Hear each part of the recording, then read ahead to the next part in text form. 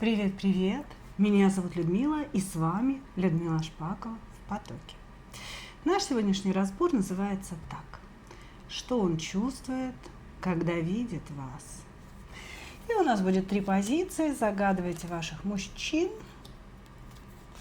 И, конечно, мы начнем с сигнификации.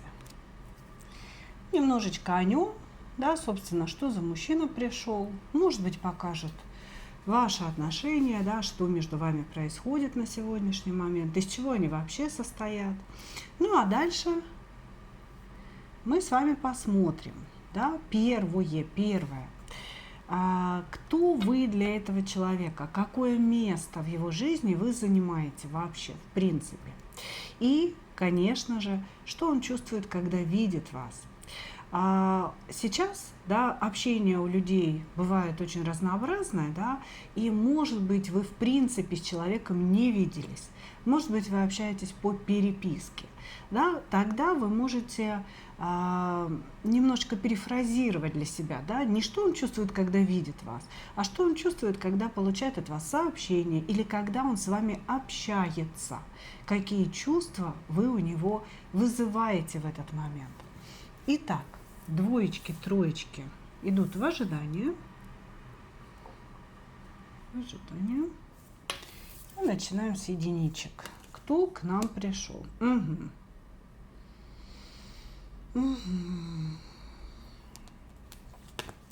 Здесь, знаете, мужчина, вот сказала я про переписки, да, про расстояние.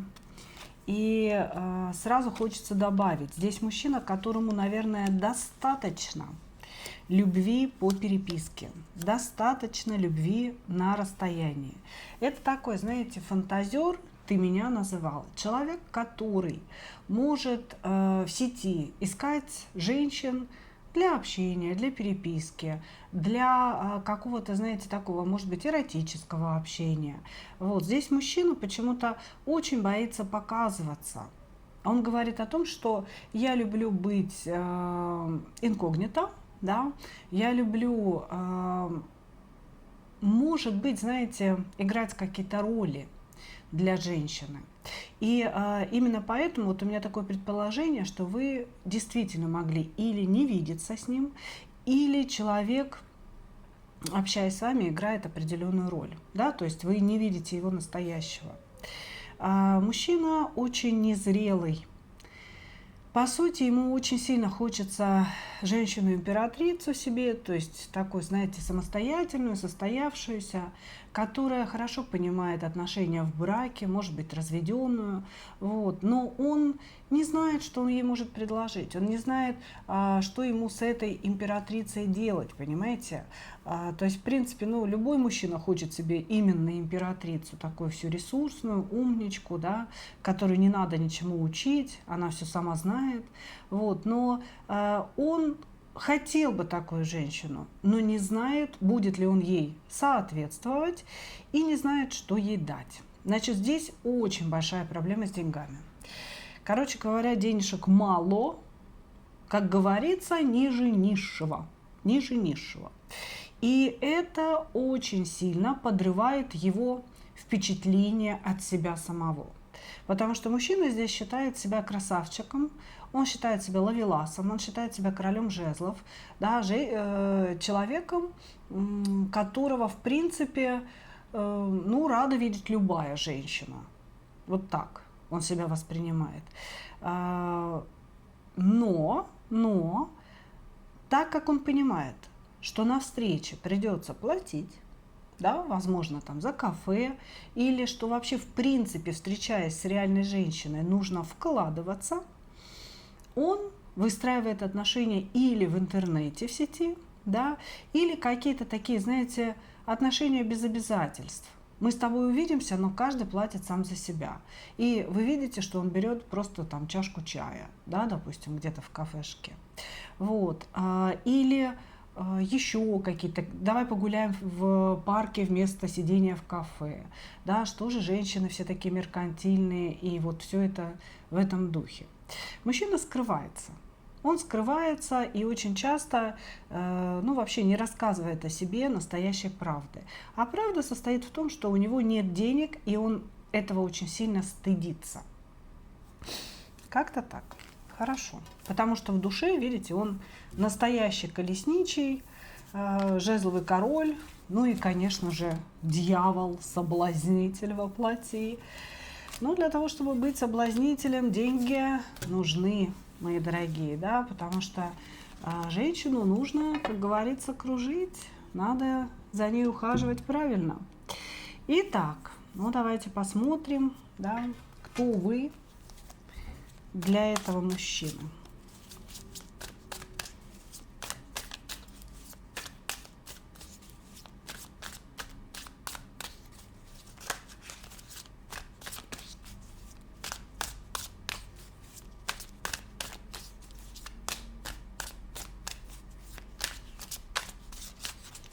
Кто вы для этого мужчины?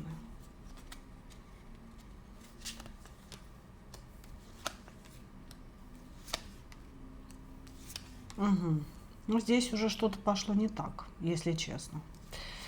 Как же мы будем отвечать на наш главный вопрос? О, все, кончено все. Даже не думай, женщина. Значит, смотрите, здесь мужчина считает, что ваши отношения завершены. Смерть, десятка мечей, пятерка пентаклей. 3 карты завершения, 3 карты, которые говорят... Ну, то есть каждая из этих карт на самом деле показывает конец отношений. Вот. И здесь, понимаете, я бы не сказала, что у него нет чувств к вам. Здесь отверженный мужчина. Здесь мужчина, у которого чувства есть, а женщина уже пошла к другому. Вот такое ощущение, понимаете? Я бы сказала так. Мужчина или заподозрил вас в связи с другим мужчиной, в том, что вы предпочитаете кого-то другого ему, или он точно знает, что вы не одна, да, что вы не одиноки, что у вас есть, может быть, муж или еще кто-то, постоянный партнер. Вот. И ощущение, что он решил поставить точку в отношениях из-за ревности. Из-за, ну, даже не совсем ревность, понимаете. У него какое-то, знаете, очень болезненное и раненое самолюбие. Он считает, что вот если женщина с ним находится, да, то все, она не имеет права вообще ни с кем общаться, и она должна четко вот ему говорить: я выбираю только тебя, ты мой единственный, да, я буду верна тебе по гроб жизни и пройду с тобой просто вот все проблемы и все препятствия. Знаете, вот прям требует от женщины сложения жизни на алтарь любви с ним. Понимаете? Вот как будто бы вот он прям этого заслуживает, понимаете? Вот, значит, и у этого человека возникает сразу, как только он женщину начинает подозревать, да, в измене или в том, что она просто с кем-то еще общается, да, кроме него, у него это чувство очень-очень болезненно раздирает его самолюбие, раздирает его эго. Он начинает циклиться на этом, думать только об этом, и сразу происходит какое-то такое, знаете, злость на женщину и обесценивание женщины. Здесь произошло то же самое. Он, короче говоря, влюбился в вас, он считал, что вы просто вот созданы друг для друга, что вы посланы друг другу судьбой, кармические партнеры. У него действительно было представление о вас как о той самой женщине. Вы для него прекрасная жезловая королева, такая вся колдунья, обладающая какой-то невероятной энергией, понимаете? То есть он прям реально влюбился, вот потек мужчина, в вашу сторону потек. Но тут вы посмотрели на кого-то еще. Или сказали ему: слушай, у меня есть выбор, ты давай там определись, да, ты за мной ухаживаешь или что вообще происходит. И вот это ваше посмотрела в другую сторону сыграло очень негативную роль. Мужчина решил прекратить отношения с вами, хотя ему очень больно, без вас безумно пусто, И сердце его разбито, и вообще, короче говоря, он очень сильно болеет и страдает от этой ситуации. И вот прям вы действительно его боль, я бы так сказала. Вот. Но делать он ничего не будет больше. Вот кто вы для него? Женщина, которую я полюбил, но она изменила мне. Но тут изменила, это просто посмотрела в сторону, может быть, понимаете, в какую-то другую. Вот. И поэтому все, между нами ничего не может быть, я ничего не буду делать, как бы плохо и больно мне не было. Ну, такие пироговины. Хорошо. Что он чувствует, когда видит вас?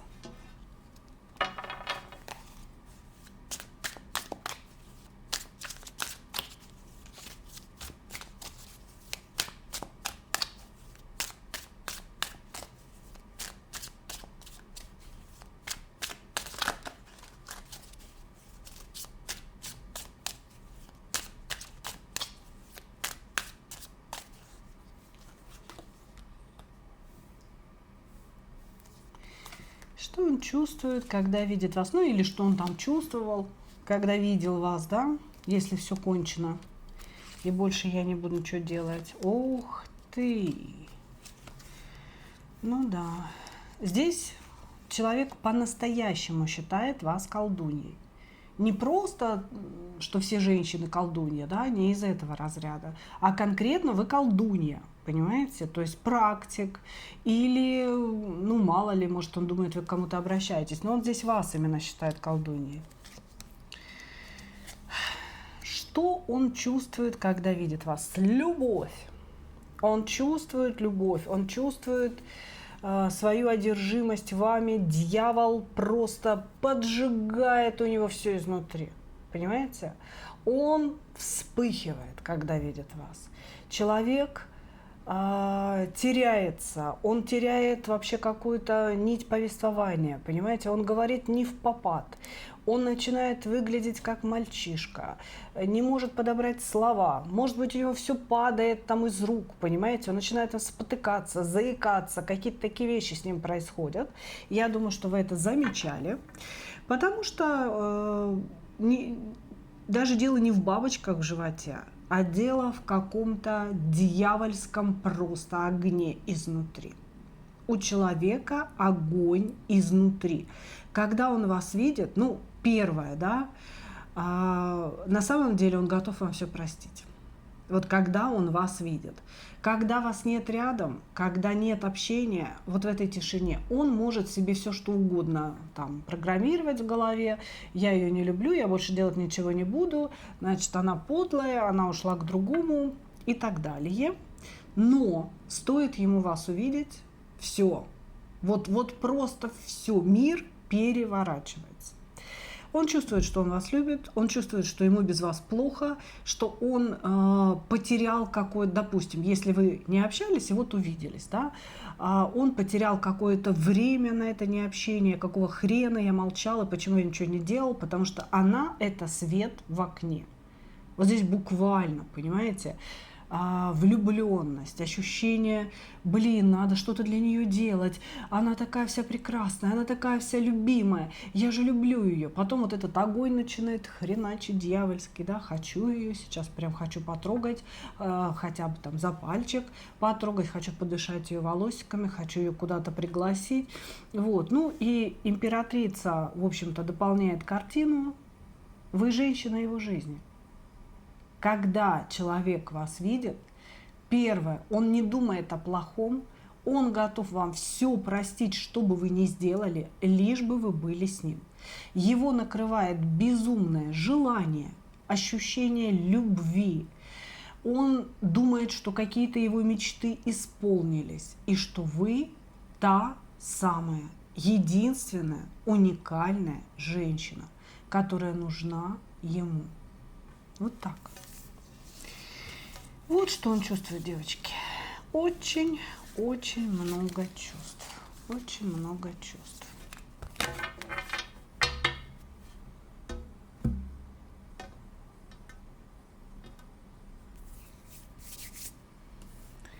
Так. Благодарю вас, единички. Зависла что-то я в ваших чувствах, единички. В его чувства к вам. Двоечки. Кто к нам пришел? Прям рублик золотой к нам пришел. В чем такой рублик у нас?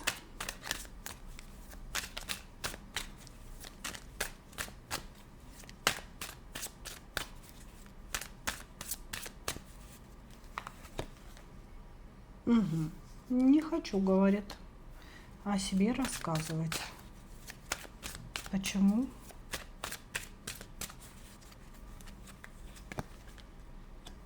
Угу. Да. Да.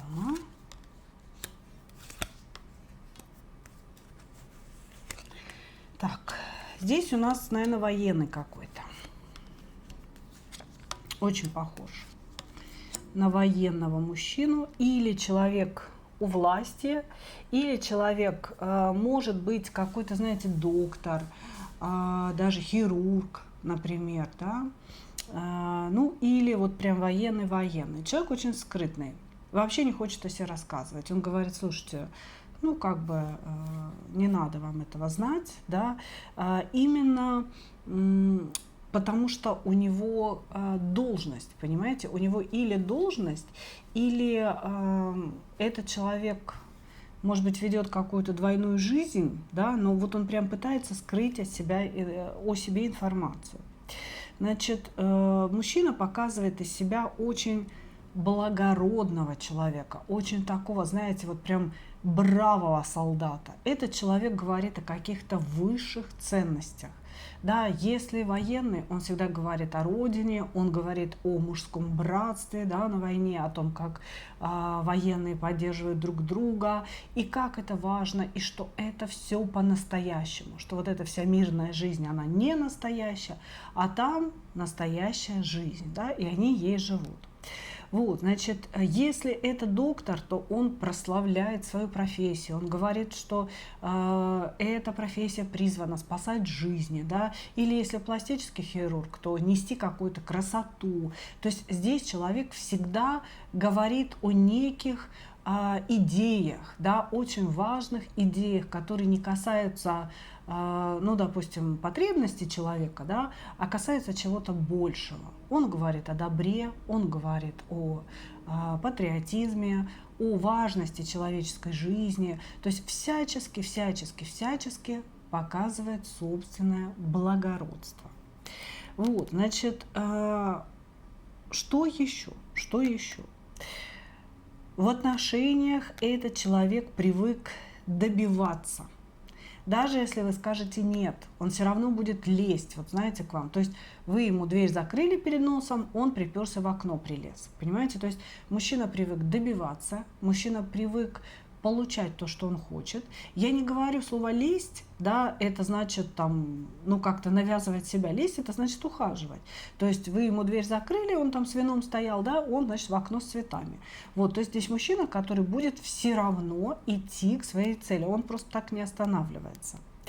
Вот, значит, также нам говорят о том, что у вас здесь тоже что-то произошло. Тоже почему? Потому что в первом варианте у нас какие-то размолвочки нарисовались. Здесь, понимаете, ощущение следующее. Все было прекрасно. Вы друг друга понимали, общались и тянулись друг к другу. И ждали какой-то встречи. Или какого-то общения, разговора, еще чего-то. Может быть, это была переписка, да, и вот вы должны были в первый раз увидеться. Или вы должны были в первый раз там созвониться, например, да, какое-то личное общение. И вот почему-то это личное общение, оно пошло не так. Понимаете, здесь как будто бы все было идеально, пока вы не виделись лично.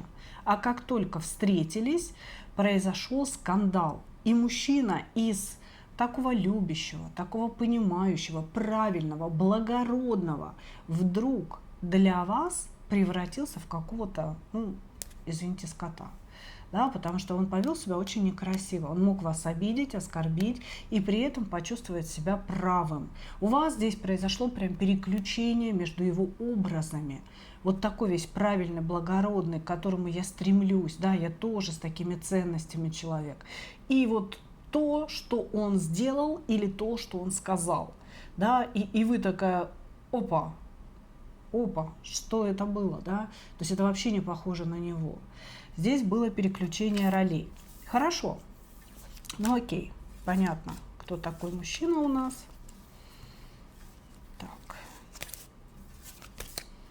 Такое ощущение, что вы после этой встречи еще немножечко себя винили за то, что вы, может быть, вы его неправильно поняли, может быть, вы сами были как-то грубы. Вот. Ну, сейчас, может быть, нет общения или общение какое-то такое, знаете, очень-очень натянутое. Хорошо.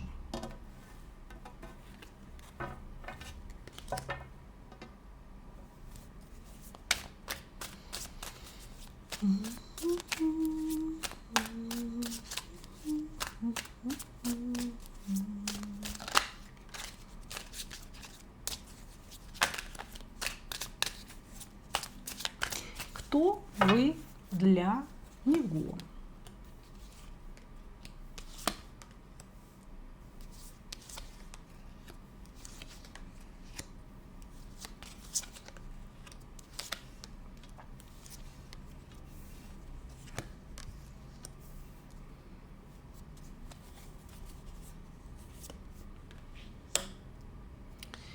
Так, ну здесь у мужчины большие планы насчет вас.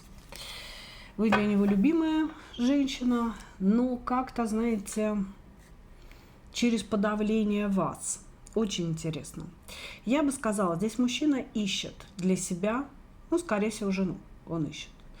Жену покладистую, жену, у которой нет своего мнения, но которая умеет создать уют, которая умеет хорошо готовить, слушать своего мужчину и слушаться своего мужчину.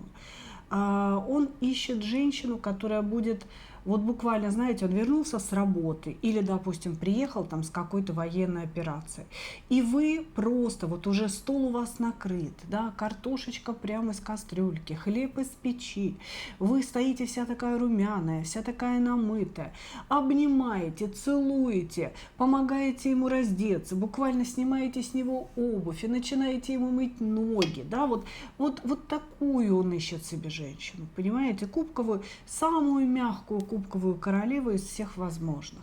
Потом вы ему тут же, там, иди в баньку, попей пивка, садись за стол, вот тебе рюмашка водочки, вот тебе борщик, дорогой, и в макушку целуете. Ну и потом, конечно же, в постели все удовольствия мира. И всегда у вас все должно быть чистенько, и всегда у вас все должно быть наготовлено. И что самое главное, вы должны щедро, гостеприимно принимать его друзей, потому что есть некое мужское сообщество, в котором он состоит, какое-то братство, да, и вот это вот все такие друзья, может, родственники, да, может, это клан родственный, которые постоянно ходят друг к другу в гости, и вы должны обязательно принимать всех этих людей, да, то есть в принципе, человек выбрал вас на вот такую роль. Он себе ищет эту женщину, да, вот с такими качествами, ну, конечно же, которая, возможно, родит ему детей столько, сколько он скажет. Вот, значит, и он считает, что он настоящий мужчина, которому нужна именно такая женщина-хозяйка. Вы, короче, подошли. Это вот по его каким-то умозаключениям. Вы можете быть вообще не кубковой. Вообще не такой. Но человек воспринимает вас именно так. Она мягкая кубковая королева, которую я должен сейчас как-то так вот замутить и замотивировать вот именно на такие отношения. Вы важная женщина для него. Женщина, он считает, что он в вас влюблен, вот, но вас надо воспитывать. То есть вы как бы вроде как подходите по каким-то параметрам, да, а какие-то вас, каких-то параметров в вас нет. И вас нужно обязательно, значит, в чувство привести. Понимаете, здесь мужчина такой воспитатель, хочет воспитать из вас вот такую, какая ему нужна. Вот, значит, он собирается вас завоевывать, несмотря на какую-то размолвку вот эту, да, на то, что что-то пошло не так, типа она моя судьба, вообще судьба, что мы встретились, она такая, как мне нужно, и поэтому я могу все изменить, я буду ее завоевывать. Но здесь рядом с королевой кубков падает дьявол. Понимаете? То есть человек этот, он влюблен не в вас, он влюблен в свою мечту о вот такой женщине и собирается ее из вас буквально сделать. Окей, хорошо. Что он чувствует, когда видит вас? Здесь у нас лунушка, луна. Вы не можете его из головы выкинуть, он не может вас выкинуть, постоянно крутит, крутит это все внутри.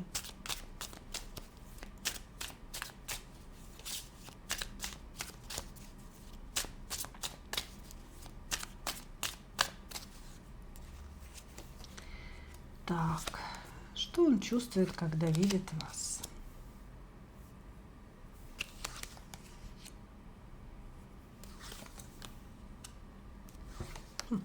Интересно. Девочки, здесь у нас red flag. Прям red флагище. Короче говоря, он вас сравнивает. Когда он вас видит, он вас сравнивает с другой женщиной в своей жизни. И это прям реально red flag. В его жизни была какая-то женщина, которая находится далеко от него. Эта женщина замужем. Ну, короче говоря, она не свободна, и сейчас у них нет отношений никаких, но когда-то он ее очень сильно любил. И, ну, то есть отношения были между ними, это были вот прям какие-то такие сумасшедшая любовь, планы на жизнь, я люблю тебя, ты любишь меня, и вот все остальное. Но что-то пошло не так, разрушилось, скорее всего, она там выбрала другого, вышла замуж, не дождалась. И теперь он каждую женщину сравнивает. Каждую, понимаете? И, к сожалению, моему огромному, вы тоже попали в число тех женщин, которых он сравнивает с ней. Значит, когда он вас видит, он тоскует по той любви. Он тоскует по той звезде. Блин, вот такой ред флагище. Просто ужас. И, возможно, поэтому он так себя грубо с вами повел, да, поэтому он как-то сразу показал вам ваше место, да, что с вами будет, в принципе, дальше, и как он себя собирается с вами вести. Вот, короче говоря, здесь мужчина вообще не думает о вас, когда он вас видит. Он сравнивает и думает, похоже на ту, не похоже на ту, говорит так же, не так же, согласится на вот это или не согласится. То есть здесь идут какие-то постоянные сравнения, понимаете? Вот, значит, ну, безусловно, он думает еще и, когда вас видит, и о сексе, вот, но здесь тоже с отсылкой к той другой женщине, понимаете? То есть здесь, блин, вообще странный мужик. Очень странный мужик, понимаете? И, ну, вот, не удивлюсь, если он, находясь в постели с какой-то другой женщиной, вспоминает свою звезду. У него есть какая-то дама сердца, да, которая давным-давно это сердце разбила, и все, и вот она теперь там навсегда. Понимаете, он всех будет примерять к ней, а жену он ищет не для любви на самом деле. Он жену ищет себе, то есть вот такой формат женщины, который я описала, он себе ищет для удобства, для того, чтобы ему было комфортно, удобно, и чтобы эта женщина подтверждала его значимость, подтверждала его достижение вообще по жизни. Как-то так. Благодарю вас, двоечки. Двигаемся дальше.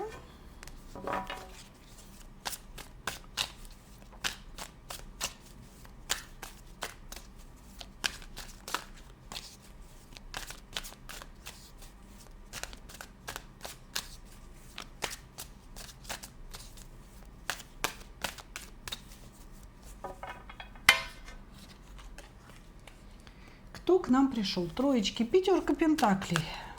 Ну, замечательно.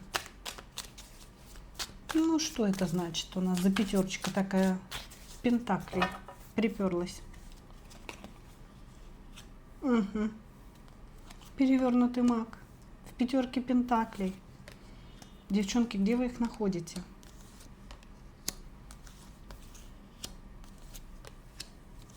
Семерочка мечей.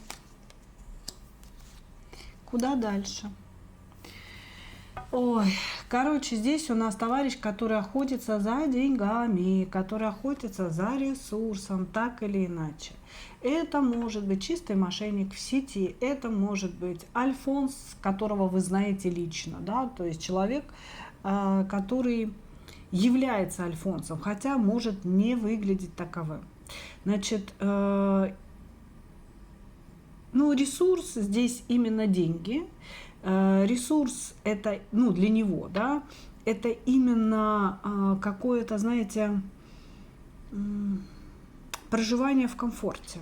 Он ищет себе женщину, которая будет создавать ему комфортное состояние и комфортную среду для жизни, понимаете, в которой он вкладываться не собирается.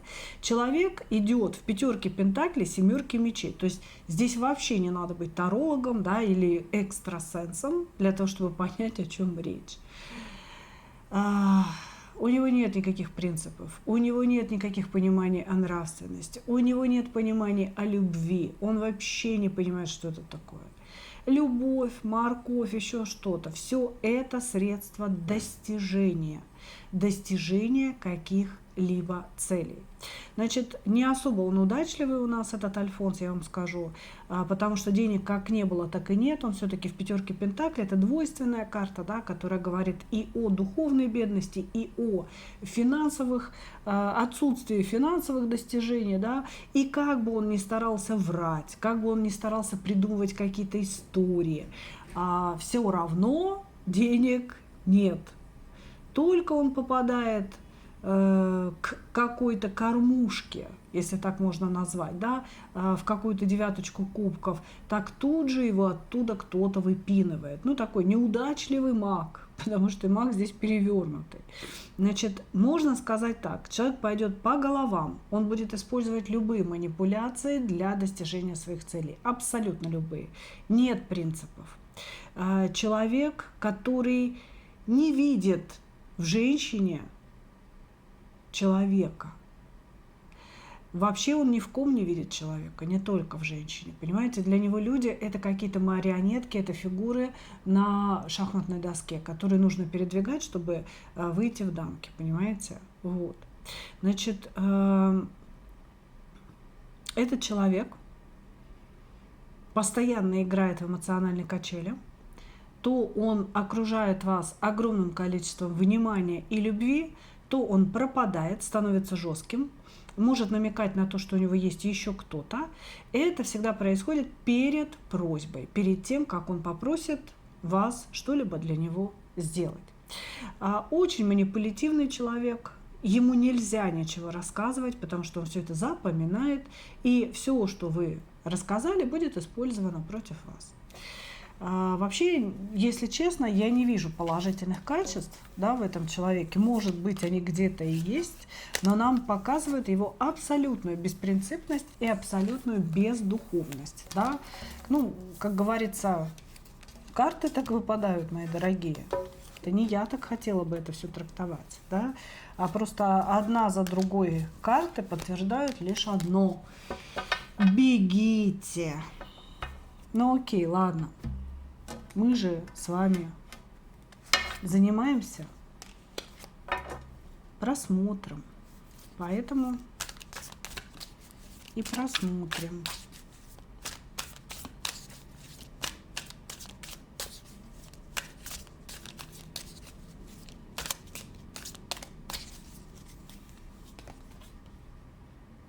Кто вы для него?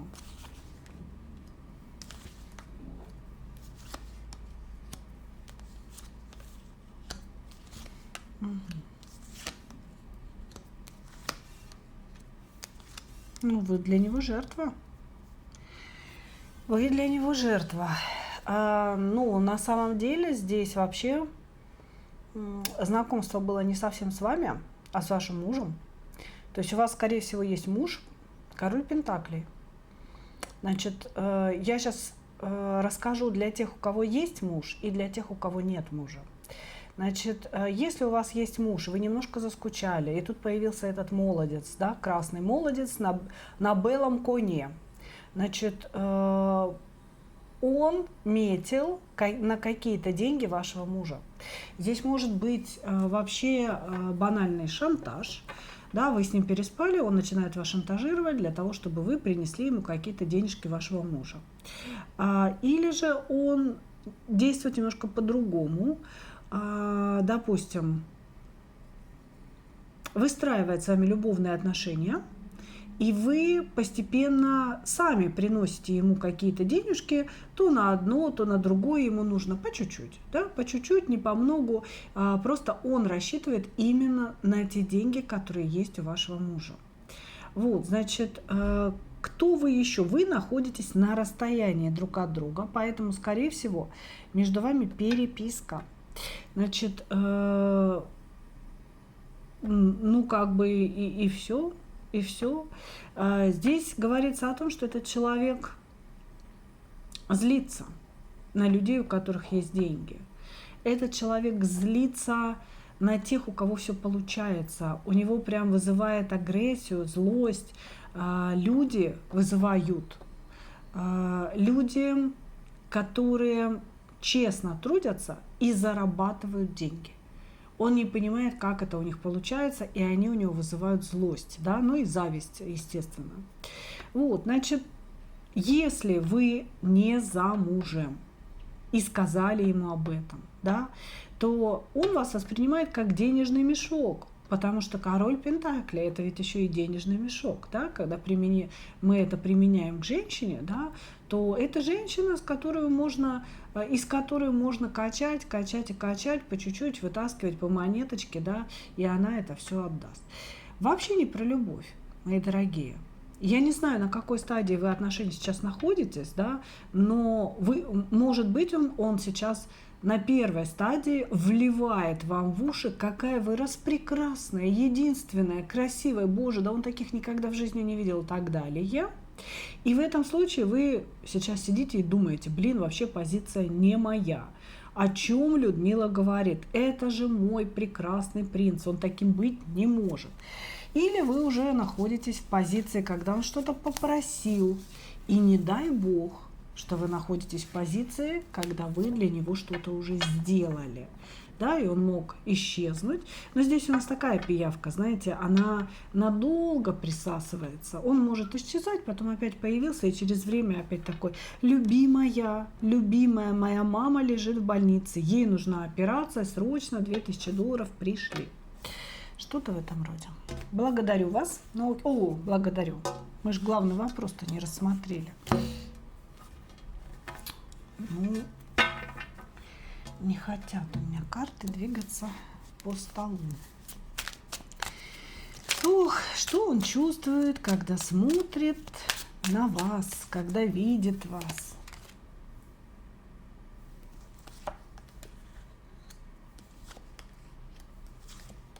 Пытается вас соблазнить своими словами. Этот человек, он как, знаете, как змей, который постоянно что-то нашептывает. Ага, понятно. Но есть здесь сексуальное притяжение, девочки. Думаю, что же у нас после всего того, что выпало, вдруг выпадает десяточка кубков, да? Как говорится, сфигали. Угу. Ну, он испытывает к вам сексуальное притяжение. Прям что-то зачесалось аж все. Сексуальное притяжение он испытывает, когда вас видит. Первое. Ну, смотрите, начнем с главного, да? Когда он вас видит, этот человек сразу начинает вас обаёвывать, он начинает вас как-то околдовывать и сразу вкладывать в уши, какая вы прекрасная, единственная, любимая, сексуальная и так далее. Значит, этот человек вас выбрал. 3 карты наблюдения, потом императрица. То есть он вас выбирал. Это 100 пудов какой-то интернет-знакомый.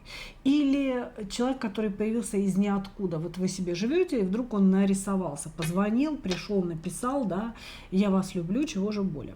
Значит, человек долго готовился к разговору первому. Перед вашим разговором, перед вашим началом общения.